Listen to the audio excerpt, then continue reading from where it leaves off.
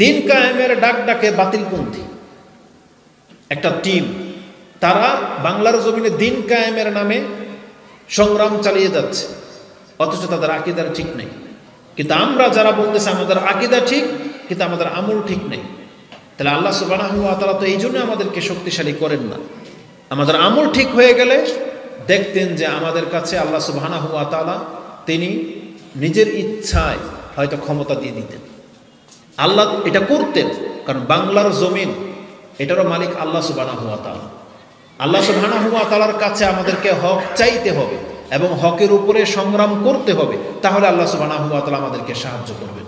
কিন্তু আমরা মুখে বলি আল্লাহর বান্দা, কিন্তু ব্যক্তিগতভাবে আমরা হচ্ছি নিজের দাস, নিজের গোলাম, নিজের মতো করে চলি। এই জন্য প্রত্যেকটা আহলে হাদিসকে আপনাকে এই নেয়ামতের কদর করতে হবে। আপনি জানেন না যে আহলে হাদিস হওয়া বা কোরআন সুন্নাহর অনুসারী হওয়া এটা কত বড় ব্যাপার। এটাকে আল্লাহ সুবহানাহু ওয়া তাআলা হেদায়েত বলেছেন, আর এই হেদায়েত কোনো ব্যক্তি টাকা দিয়ে কিনতে পায় না। এই হেদায়েত কোনো ব্যক্তি সৌন্দর্যতার ভিত্তিতে পায় না, বংশের ভিত্তিতে পাবে না। এই হেদায়েত আল্লাহ সুবহানাহু ওয়া তাআলার দয়ার ভিত্তিতে হয়েছে। আল্লাহ যাকে চান তাকে এই নিয়ামত দান করেন, কিন্তু এটাকে নিয়ে আমরা বসে আছি, আমরা কদর করি না, এমনটা হওয়া উচিত নয়। অবশ্যই আমাদেরকে আকীদার পাশাপাশি ইবাদতের দিকে ঝুঁকতে হবে, কারণ আমাদের এই ইবাদতগুলো অনেক মূল্যবান। আল্লাহ সুবহানাহু ওয়া তাআলা এগুলোকে নেয়ামত বলেছেন। আল্লাহ বলেছেন ইসলামের প্রত্যেকটা কাজ, সেটা রাস্তা থেকে একটা কষ্টদায়ক বস্তু তুলে ফেলে দেওয়া, জুতা ডান পায়ে পরা, বসে খাওয়া, বিসমিল্লাহ বলা, এগুলো যতগুলো ছোট ছোট কাজ আছে আর ইসলামের যত বড় বড় কাজ আছে, এগুলো সব হচ্ছে আল্লাহ সুবহানাহু ওয়া তাআলার নেয়ামত। আল্লাহ এটাকে নেয়ামত বলেছেন, যেটা সূরা মাইদা 5 নম্বর সূরা 3 নম্বর আয়াতে পেয়ে যাবেন। আল্লাহ বলেছেন আল ইয়াউমা আকমালতু লাকুম দীনাকুম ওয়া আতমামতু আলাইকুম নি'মাতি।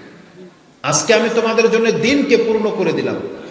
এই 5 ওয়াক্ত সালাত, রমজান মাসের সিয়াম, টাকা হলে যাকাত, সামর্থ্য হলে হজ করো, এগুলো হচ্ছে দিন। আর আল্লাহ বলেছেন এই দিন এক একটা হচ্ছে আমার নিয়ামত। 5 ওয়াক্ত সালাতকে আল্লাহ নিয়ামত বলেছেন, মা বোনদের পর্দা করাটাকে আল্লাহ নিয়ামত বলেছেন, পুরুষদের দাড়ি রাখাটাকে আল্লাহ নিয়ামত বলেছেন। কিন্তু আমরা এগুলোকে বোঝা মনে করি, যে আমাদের উপর হয়তো বোঝা চাপিয়ে দেওয়া হয়েছে। কোনো হুজুরাই বোঝা চাপায়নি আপনার কাছে যে পুরুষদেরকে দাড়ি রাখতে হবে, এটা কোনো মসজিদের হুজুরের সিস্টেম না, তারা করে নাই। এটা পর্দা করতে হবে, এটা কোনো হুজুরদের সিস্টেম না, এটা আল্লাহ সুবহানাহু ওয়া তাআলার বিধান। আল্লাহ কারো উপর বোঝা চাপিয়ে দেয় না। আর আল্লাহ বলেছেন যদি এটা তুমি বোঝা মনে করো, তাহলে জেনে নাও তোমার এই বোঝা বহন করার ক্ষমতা আছে বিদায় আল্লাহ তোমার উপরে চাপিয়েছে।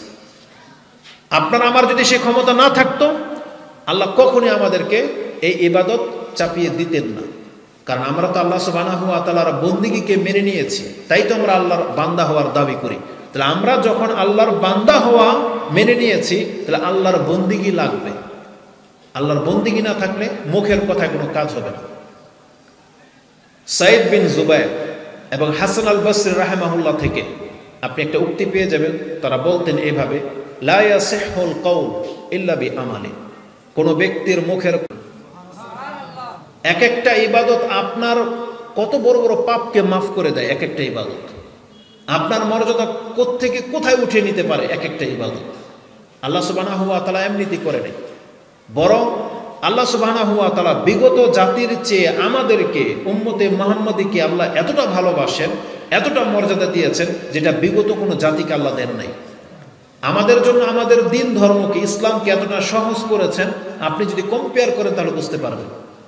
সূরা বাকারার শেষ আয়াতের যে দোয়াটা আছে, আপনি ওটা পড়লে বুঝতে পারবেন তাতে কি আছে। আপনি তো আল্লাহকে বলতেছেন রাব্বানা ওয়ালা তুহাম্মিলনা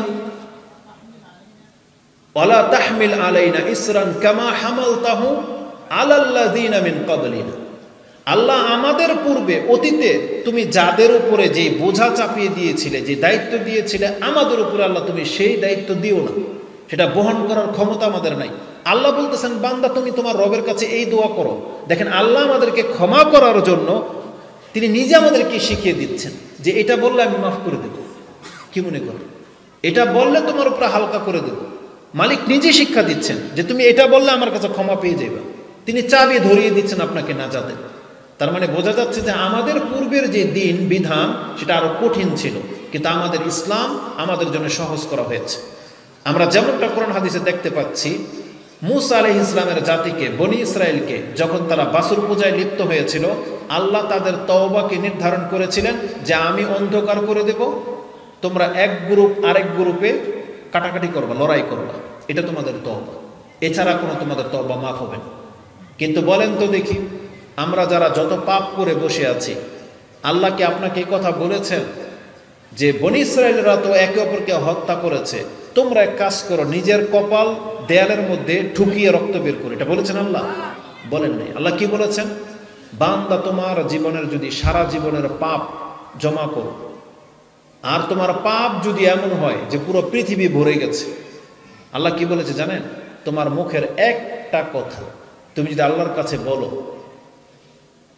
রাব্বানা রব্বি ইন্নী যালামতু নাফসি ফাগফিরলি, আল্লাহ আমি আমার নাফসের উপরে জুলুম করেছি, তুমি আমাকে মাফ করে দাও। আল্লাহ বলেন এই কথা বললে কিয়ামত পর্যন্ত অপেক্ষা করতে হবে না, যখন আপনার জবান দিয়ে এই কথা বেরোবে আল্লাহ তখনই আপনাকে ক্ষমা করে দিবেন। আল্লাহ বলেছেন তখনই বান্দাকে ক্ষমা করে দেওয়া হয়। এটা হচ্ছে আমাদের দিন, আমাদের তওবা। আমাদের ইবাদতকে কতটা মর্যাদা দেওয়া হয়েছে। বুখারীর এক হাদিসে পেয়ে যাবেন, রাসূলুল্লাহ সাল্লাল্লাহু আলাইহি ওয়াসাল্লাম বলেছেন, মাসালুকুম ওয়া মাসালু আহলিল কিতাবি কামাসালি রাজুলিন ইস্তাজারা উজারা, তোমাদের এবং বনী ইসরায়েলদের উদাহরণ হলো, আহলি কিতাবদের উদাহরণ হলো একজন ব্যক্তির মতো, যেই ব্যক্তি এসে বলল, মাইয়া মালুলি মিন গাদাতিন ইলা নিসফিন নাহার আলা কিরাতিন ফামিলাতিল ইয়াহুদ। এইভাবে হাদিসটা রয়েছে যে সেই ব্যক্তি যেন এসে বলল, কে আছো আমার হয়ে কাজ করবে সকাল থেকে দুপুর পর্যন্ত এক কেরাত নেকি নিয়ে। ইহুদিরা সেই কাজ করেছে। তারপরে এসে বলল, কে আছো আমার জন্য কাজ করবে দুপুর থেকে আসরের সালাত পর্যন্ত এক কেরাত বিনিময়ে। খ্রিস্টানরা সেই কাজ করেছে। তারপরে আল্লাহ সুবহানাহু ওয়া তাআলা বলেন, মাইয়া আমালুলি ইলা সালাতিল মিন সালাতিল আসরি ইলা গাবাতিশ শামস, সালাতুল আসর থেকে নিয়ে সূর্য ডুবে যাওয়া পর্যন্ত, আলা কিরাতাইনি, দুই কিরাত নেকি নিয়ে, ফাআনতুম হুম, রাসূলুল্লাহ বলেছেন তোমরা হইলা তারা যাদেরকে আল্লাহ সুবহানাহু ওয়া তাআলা মাত্র 1.5 থেকে 2 ঘন্টা কাজ করিয়ে ডাবল নেকি দেন। এটা হচ্ছে মুসলিম। আপনি কম্পেয়ার করেন তো, ফজরের পর থেকে সকাল 6টা সূর্য উঠে যাওয়া থেকে দুপুর পর্যন্ত প্রায় 6 থেকে 7 ঘন্টা হয়। এই 7 ঘন্টা মানে 700 বছর কাজ করিয়ে আল্লাহ সুবহানাহু ওয়া তাআলা ইহুদিদেরকে জান্নাত দিয়েছেন যারা কাজ করেছিল। খ্রিস্টানদের পালা যখন এসেছে ঈসা আলাইহিস সালামের যুগে, তাদেরকে দেখা যায় জোহর থেকে আসর প্রায় 3 থেকে 4 ঘন্টা হয়। তার মানে 300-400 বছর তাদেরকে দিয়ে কাজ করিয়ে আল্লাহ তাদেরকে জান্নাত দিয়েছেন। আর আসরের সালাত থেকে মাগরিব কখনো কখনো 1.5 ঘন্টা হয়, কখনো কখনো 2 ঘন্টা হয়। 1.5 ঘন্টাই ম্যাক্সিমাম সময় হয় শীতের দিনে। রাসূলুল্লাহ সাল্লাল্লাহু আলাইহি ওয়াসাল্লাম বলেছেন, আমার উম্মতের মাত্র 60 থেকে 70 বছর দেওয়া হয়েছে। আল্লাহ বলেছেন এই 60 থেকে 70 বছরের ইবাদতে তার মর্যাদা কি? এক তো তাকে জান্নাত দেওয়া হবেই, বরং তাদের আগে জান্নাত দেওয়া হবে। কারণ রাসূলুল্লাহ সাল্লাল্লাহু আলাইহি ওয়াসাল্লাম বলেছেন, আমরা এসেছি সবার শেষে, জান্নাতে প্রবেশ করবো আমরা প্রথম। এটা হচ্ছে এই উম্মতের মর্যাদা। কিন্তু সেই উম্মত এই কর্মকে ছেড়ে দিয়েছে। যেখানে আল্লাহ আমাদের মর্যাদা কর্মের মধ্যে ডাবল ডাবল নেকি দিতে চাচ্ছেন, বরং আল্লাহ সুবহানাহু ওয়া তাআলা তো বলে দিয়েছেন যে আমি তোমাকে 10 গুণ নেকি দিব, 10 গুণ। একটা কর্ম করবা 10 গুণ। বরং কারো কারো অবস্থা এবং নিয়তের উপরে ভিত্তি করে ইলা সাবআমিয়াতিন ইলা আদাফিন কাসীর, আল্লাহ বলেছেন আমি 700 বরং তার চাইতেও অধিক নেকি দিয়ে থাকি। এটা হচ্ছে আমাদের কর্মের রেজাল্ট। কিন্তু সেই জাতি কর্ম করা ছেড়ে দিয়েছি, এটা মোটেও কাম্য নয়। এই জন্য যারা আমরা নিজেদেরকে কোরআন সুন্নাহর অনুসারে দাবি করি, আমাদের জন্য ইবাদতটাকে লাজিম করে নিতে হবে। এই ইবাদতগুলো খুব পাওয়ারফুল। আপনি যে কোনো ইবাদত দেখেন, মূলে 2টা কথা অবশ্যই পাবেন। এক, আপনার মর্যাদা বৃদ্ধি করা হবে। এক, আপনার পাপকে ঝরিয়ে দেওয়া হবে। ওযুর মধ্যে এই বরকত আছে, সালাতের মধ্যেও আছে, সিয়ামের মধ্যেও আছে, হজের মধ্যেও আছে, জাকাতের মধ্যেও আছে। এই যতগুলো ইবাদত, যত ক্যাটাগরির ইবাদত আছে, সবগুলোর মধ্যে আল্লাহ নাজাতের কথা রেখেছেন এবং জাহান্নাম থেকে মুক্তির কথা রেখেছেন। 2টাই আছে। সালাত সংক্রান্ত কি আছে? রাসূলুল্লাহ সাল্লাল্লাহু আলাইহি ওয়াসাল্লাম বলেছেন, যেটা মুসলিমের তাহারাতের অধ্যায় পেয়ে যাবেন 440 নম্বর হাদিস। রাসূল সাল্লাল্লাহু আলাইহি ওয়াসাল্লাম বলেছেন, আসসালাওয়াতুল খামসা ওয়াল জুমআতু ইলাল জুমআ ওয়া রামাদানু ইলা রামাদান মুকাফফিরাতুম মা বাইনাহুন্না ইযা ইজতানাবাল কাবায়ের। যখন কোনো ব্যক্তি বড় বড় কাবিরা গুনাহ থেকে বেঁচে থাকে, তার দ্বারা যত ছোটখাটো গুনাহ হয়ে যাক না কেন, নামাজের ওয়াক্ত যখন চলে আসে, জোহর থেকে আসর, আসর থেকে মাগরিব, এই গ্যাপগুলোর মধ্যে যদি তার দ্বারা কোনো অপরাধ হয়ে গিয়ে থাকে, আল্লাহর পক্ষ থেকে সব ক্ষমা করে দেওয়া হয়, সব মিটিয়ে দেওয়া হয়। এক জুমা থেকে আরেক জুমা, এক সপ্তাহের পাপকে আল্লাহর পক্ষ থেকে ক্ষমা করে দেওয়া হয়। রমাদান হইল রমাদান, আল্লাহ এক বছরের পাপকে ক্ষমা করার ব্যবস্থা রেখেছেন, এক বছরের পাপকে। গত রমজানে যারা হক আদায় করেছিলেন, আর এই রমজানের চাঁদ যদি উঠে যায় আর আপনি জীবিত, আপনি এখনো সিয়াম রাখেন নাই, এখন আল্লাহর কাছে তওবা করেন নাই, জাস্ট রমজানের চাঁদ উঠে গেছে, এটা আল্লাহর দয়া যে আপনাকে আল্লাহর পক্ষ থেকে এক বছরের পাপকে ক্ষমা করে দেওয়া হয়। এটা হচ্ছে আমাদের রব, এটা আমাদের ধর্ম, কিন্তু আমরা সেই ধর্ম মতে চলি না। আল্লাহ সুবহানাহু ওয়া তাআলা আমাদেরকে ক্ষমা করার জন্য কত কি ব্যবস্থা করেছেন। এই যে শাবান মাস, আপনাদের মধ্য থেকে কে বলতে পারবেন, বলেন তো আজকে শাবান মাসের কয় তারিখ? কয়জন কে বললেন 7 তারিখ? আপনি, আর বাকিরা বলেন কয় তারিখ? আজকে 7 তারিখের চাঁদ উঠেছে, মানে 6ষ্ঠ দিন পার হলো, এটা হচ্ছে 7 তারিখের চাঁদ। তাহলে শাবান মাসের 7 তারিখের চাঁদ উঠে গেছে। আমাদের মধ্যে কয়জন ব্যক্তি বলতে পারবে যে কে কয়টা সিয়াম রেখেছি? মুশকিল হয়ে যাবে, কারণ অনেকে জানেই না এটা শাবান মাস, সিয়াম তো পরে রাখবে, এটাই জানে না যেটা কোন মাস চলতেছে। তাহলে এটা হচ্ছে আমাদের সাথে আমাদের ধর্মের সম্পর্ক। কিন্তু আপনি তো ওই যে পহেলা ফাল্গুন ঠিকই মনে রেখেছেন, 14 ফেব্রুয়ারি তো ঠিকই মনে রেখেছিলেন, 21 ফেব্রুয়ারি তো ঠিকই মনে রাখেন, শুধুমাত্র আপনার ধর্মের বেলায় হা হালা আদরি আপনি জানেন না। কারণ বলবেন, হুজুর চাঁদ আমি কেন দেখবো? চাঁদ দেখার দায়িত্ব তো মসজিদের হুজুরের, কারণ ধর্ম তো তার একা। মনে হচ্ছে যে ধর্মের চাবি শুধু তার। কোরআন যে আল্লাহ বলেছেন এ কোরআন তুমি পড়ো, আপনি সেটা আমাকে বলেন, এটা হুজুরকে বলছে, হুজুরের পোলা পড়বে কোরআন। এ কোরআন কাকে পড়তে বলেছেন আল্লাহ? হুজুরকে নাকি আপনাদেরকে? এমন কোন ব্যক্তি আছেন যে এই আদেশের বাইরে? আল্লাহ প্রত্যেকটা মুসলিমকে বলেছেন এ কোরআন তুমি পড়ো, কিন্তু আমরা পড়ি না। ইসলামের প্রত্যেকটা বিধান আমাদের সবার জন্য, কিন্তু দেখেন আমরা ইসলামের সাথে কি আচরণ করতেছি। কিন্তু তারপরও মনে হয় না যে আমরা ইসলামের পথে নাই, বরং ঝান্ডা আমাদেরই হাতে। ওই যে মাঝে মাঝে মনে পড়ে সেই কথাটা, এই কথা বললেই এরকম আমার ওই কথাটা মনে পড়ে যায়। মানে আমরা ইসলামের সাথে যে আচরণটা করেছি, এটা হলো ওই ব্যক্তির মতো। কোন এক বক্তা বলতেছে যে একটা বিধর্মীর ছেলে বা হিন্দুর ছেলে প্রস্রাব করতেছে কিবলার দিকে, তো ইমাম দিছে এক থাপ্পড়, যে তুই আমাদের কিবলার দিকে বসে প্রস্রাব করতেছিস, ও তো অমুসলিম, কিছু করার নাই। একদিন দেখে খেলার ছলে ওই ইমামের ছেলে নিজেই কিবলার দিকে বসে প্রস্রাব করতেছে, ডেকে নিয়ে আসছে ইমামকে যে আপনি আমাকে থাপ্পড়ছেন, আপনার ছেলে তো কিবলার দিকে প্রস্তাব করছে, দিছে আরেক থাপ্পড়, বলছে কিবলা কি তোর বাবার? মানে কিবলা আমাদের, আমার ছেলে যদি কিবলার দিকে বসে প্রস্তাব করে না করে তোর বাবার কি? মানে ভাবটা হচ্ছে এমন, মুসলিমদের অবস্থা হচ্ছে এমন। ইহুদি নাসারারা কোরআনকে বলছে, ইহুদি নাসারারা কোরআনকে অবমাননা করেছে। কি করেছে? কোরআনের কপিটাকে জ্বালিয়ে দিয়েছে, কোরআনের কপিটাকে ছুঁড়ে ফেলে দিয়েছে। এই জন্য আপনার রাস্তায় নেমে গেছেন যে ইহুদি নাসারাকে রাখবো না, কেটে সাফ করে দিব। কিন্তু আমি প্রমাণ করে দিতে পারবো, ও তো শুধু কোরআনের কপিটাকে ছুঁড়ে ফেলেছে, আপনি তো কোরআনকে আপনার জীবন থেকে ছুঁড়ে ফেলে দিয়েছেন। তাহলে আপনি তো অবমাননাকারী। আল্লাহ বলেছেন এই কোরআন তুমি পড়ো, আপনি পড়েন না। আল্লাহ বলছেন তুমি এটাকে নিয়ে তাদাব্বুর করো, কিন্তু আপনি করেন না। তাহলে কোরআনকে ছুঁড়ে ফেলে দিল কে? ইহুদি নাসারারা তো কোরআনকে ফেলে না, তো কোরআনকে মানেই না, ওরা তো এটা কপি, একটা বইয়ের মতো মনে করে এটাকে ফেলে দিয়েছে। কিন্তু আপনি আল্লাহর কালাম, আপনি জানেন এটা আল্লাহর কালাম, এটা মর্যাদাপূর্ণ কিতাব, লৌহে মাহফুজে রয়েছে, বাইতুল ইজ্জাতে নামানো হয়েছে, বরকতময় রাতে পৃথিবীতে এসেছে, সেই রাতটাকে, সেই মাসটাকে পর্যন্ত বরকতময় করে দেওয়া হয়েছে। এই কোরআন যে দেহের উপরে নাজিল করা হয়েছিল, সে মুহাম্মদ সাল্লাল্লাহু আলাইহি ওয়াসাল্লামের পুরো দেহটাকে আল্লাহ বরকতময় করে দিয়েছেন। আল্লাহ বলেছেন যেই ঘরে কোরআন পাঠ করা হয় সেই ঘরে বরকত নাজিল হয়। এটা হচ্ছে সেই কোরআন। এই কোরআনকে আল্লাহ বলেছেন হিদায়াত, এটা আপনি মেনে নিয়েছেন। আল্লাহ বলেছেন এটা নূর, এটা হচ্ছে ফুরকান, এটা হচ্ছে বুরহান, এটা হচ্ছে মিজান, এটা হচ্ছে রূহ, সব আপনি মেনে নিয়েছেন যে মানে এগুলো সব কোরআন। কিন্তু তারপর আপনার কোনো কদর নাই। আল্লাহ বলেছেন কত ভাবে, তুমি পড়লে 1 অক্ষরে 10 নেকি, শুনলে তোমার উপর রহম করা হবে, তুমি শিখলে তুমি হচ্ছে শ্রেষ্ঠ, শিখালেও তুমি শ্রেষ্ঠ। এত কিছু বলা হয়েছে কোরআন সম্পর্কে, তারপরে এগুলো সব মেনে নিয়ে আপনি আপনার জীবন থেকে ছুঁড়ে ফেলে দিয়েছেন কোরআন। আল্লাহ বলছেন হাযা যিকরুন মুবারাকুন আনজালনাহু আফা আনতুম লাহু মুনকিরুন। এই কোরআন বরকতময় জিকির আমি আল্লাহ নাজিল করেছি, তুমি এর প্রত্যাখ্যানকারী। আল্লাহ তো আপনাকেই বলেছে, এই মুসলমানের ঘরের সন্তানদেরকে বলেছে আফা আনতুম লাহু মুনকিরুন। সূরা আম্বিয়ার 11 নম্বর আয়াতে পেয়ে যাবেন যে তোমরা এর প্রত্যাখ্যানকারী।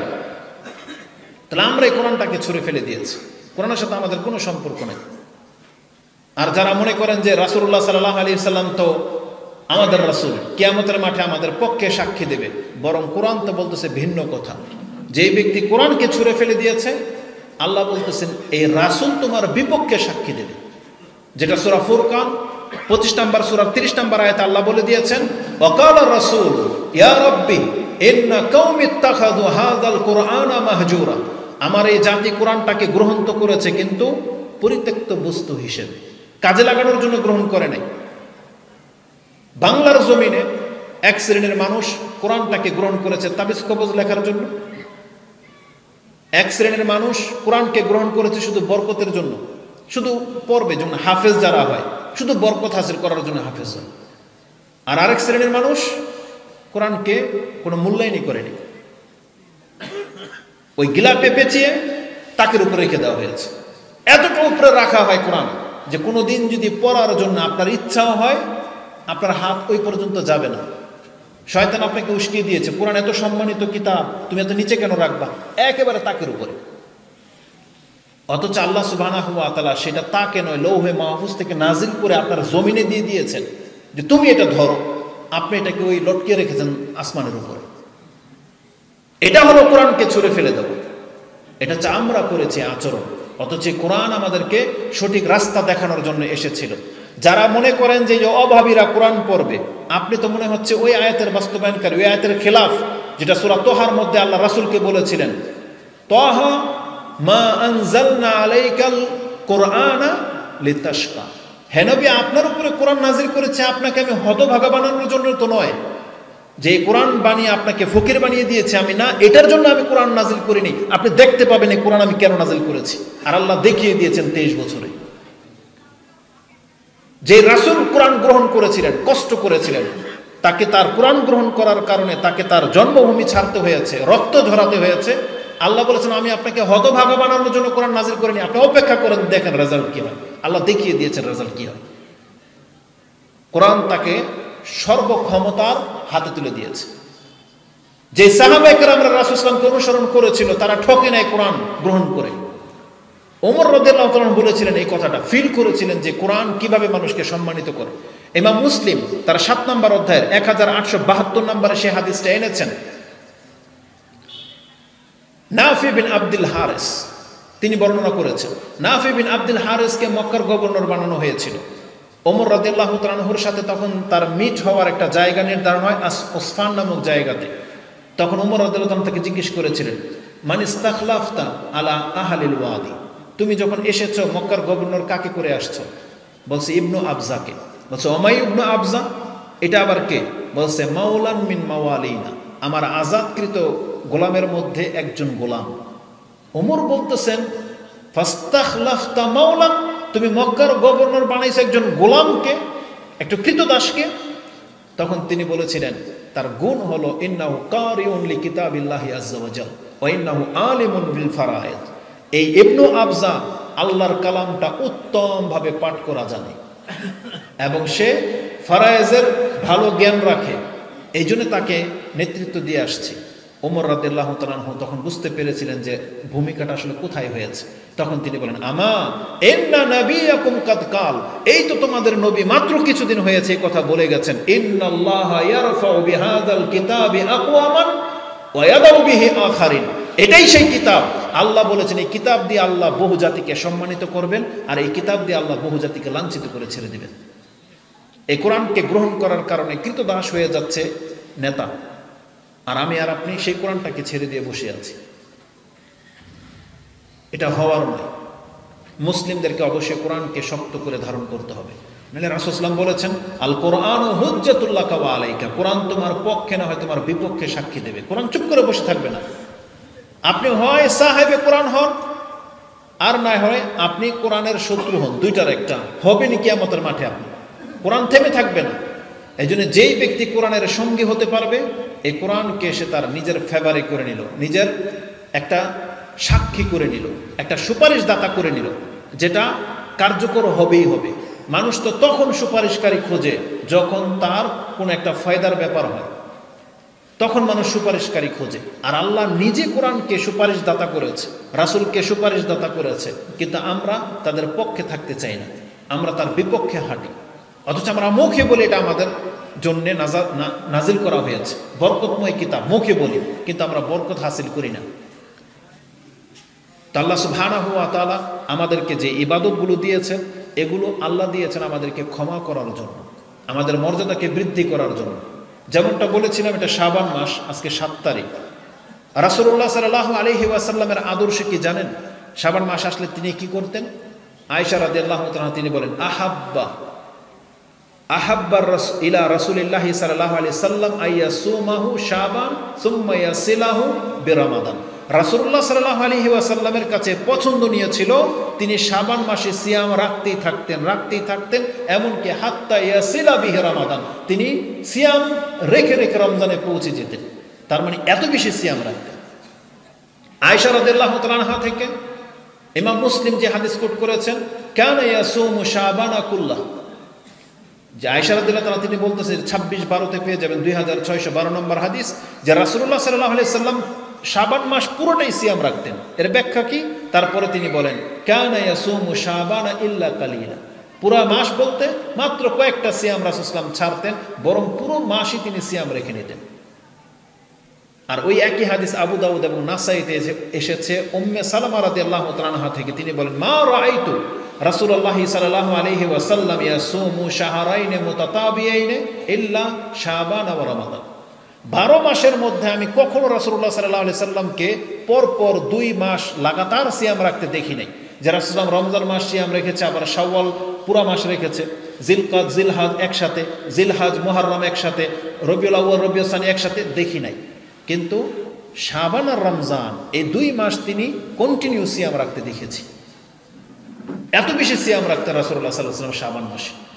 এর অনেকগুলো কারণ আছে। তার একটা কারণ ইমাম নাসাই কোট করেছেন, এটা উসামা বিন যায়েদ থেকে পাওয়া যায়। হাদিসটা সহিহ, সেই জন্য আমি আপনার কাছে ব্যক্ত করতেছি। নাসিরউদ্দিন আলবানী এটাকে হাসান বলেছেন। হাদিস নাম্বার আপনি 2357-তে পেয়ে যাবেন নাসাইতে। উসামা বিন যায়েদ তিনি জিজ্ঞেস করেন, ইয়া রাসূলুল্লাহ, মা রাআইতু তাসুমু শাহরান মিনাশ শুহুরি মা তাসুমু ফি শাবান, আপনি শাবান মাসে যত সিয়াম রাখেন অন্য কোনো মাসে আপনাকে এত বেশি সিয়াম রাখতে দেখি না। তখন রাসূলুল্লাহ সাল্লাল্লাহু আলাইহি ওয়াসাল্লাম বলেন, যালিকা শাহরুন ইউগফালুন নাসু আনহু, এটা এমন একটা মাস যে মাস থেকে অধিকাংশ মানুষ গাফেল থাকে, খবরই রাখেন এটা কোন মাস। বাইনা রজবি ওয়া রমাদান, এটা রমজান আর রজবের মাঝে মাঝেতে আছে। ওহুয়া শাহরুন তুরফাউল আমালু ইলা রাব্বিল আলামিন, সেখানে পৃথিবীর আমল নামাগুলো আল্লাহর কাছে পেশ করা হয়। ফা উহিব্বু আইয়ুরফা আমালি ওয়া আনা সাইম, রাসূলুল্লাহ বলতেছেন, আল্লাহর কাছে যখন শাবান মাসে আমলগুলো পেশ করা হয়, তখন আমি মুহাম্মদ পছন্দ করলাম যে আমি সিয়াম রাখবো, আর আল্লাহর কাছে আমার আমল নামা পৌঁছবে, আল্লাহ দেখতে পাবে যে মুহাম্মদ আজকে সিয়াম অবস্থায় আছে, আমি এই জন্য সিয়াম পালন করি। তাহলে আল্লাহ সুবহানাহু ওয়া তাআলা আমাদেরকে ক্ষমা করার জন্য কত কি ব্যবস্থা করে রেখেছেন, তার মধ্যে এই শাবান মাস। আর কয়েকদিন পরে 15ই শাবান আসবে। 15ই শাবান নিয়ে বাংলাদেশে তো 2 গ্রুপ আছে, কেউ তো শবে বরাত পালন করবে, আবার কেউ বলবে এটা বিদআত। কিন্তু এর মাঝামাঝিতে একটা হাদিস আছে, যেটা ইবনে মাজাহ 1390 এবং নাসাইতে এবং সাহিহ ইবনে হিব্বানে রয়েছে 5666, সেটা 2 জন সাহাবী থেকে আপনি পাবেন। ওই হাদিসটাকে নাসিরউদ্দিন আলবানী হাসান বলেছেন, যেটা আপনাকে জানা থাকা দরকার, যে রাসূলুল্লাহ সাল্লাল্লাহু আলাইহি ওয়াসাল্লাম বলেন, ইয়ানজুরুল্লাহু ইলা জামিই খালকিহি, আল্লাহ সুবহানাহু ওয়া তাআলা পৃথিবীর দিকে তাকান, ফি নিসফি লাইলাতিন মিন শাবান, শাবান মাসের মধ্য রজনীতে। ফায়াগফিরু জামিই খালকিহি, এবং তিনি তার পক্ষ থেকে সমস্ত সৃষ্টিকে ক্ষমা করে দেন। 15 শাবানের দিন আপনাকে ইবাদত করতে হবে না, ওটা আল্লাহর পক্ষ থেকে এমনি ক্ষমা করে দেওয়া হয়। বলা হয়েছে ক্ষমা করে দেওয়া হয় ইল্লা রাজুলানে, 2 ব্যক্তিকে ক্ষমা করা হয় না, মুশরিকুন আও মুশাহিনুন, যেই ব্যক্তি আল্লাহর সাথে শিরিক করে তাকে ক্ষমা করা হয় না, এবং যেই ব্যক্তি তার ভাইয়ের সাথে শত্রুতা রাখে তাকে ক্ষমা করা হয় না। এটা এমন একটা ফজিলত ব্যাপক, মানে আপনি রাতে কিয়াম করেন আর না করেন, সিয়াম রাখেন আর না রাখেন, এটা আল্লাহর পক্ষ থেকে সেই দিনের মর্যাদা এটা, যে ওই দিন আসলেই আমাদেরকে ক্ষমা করে দেওয়া হয়। কিন্তু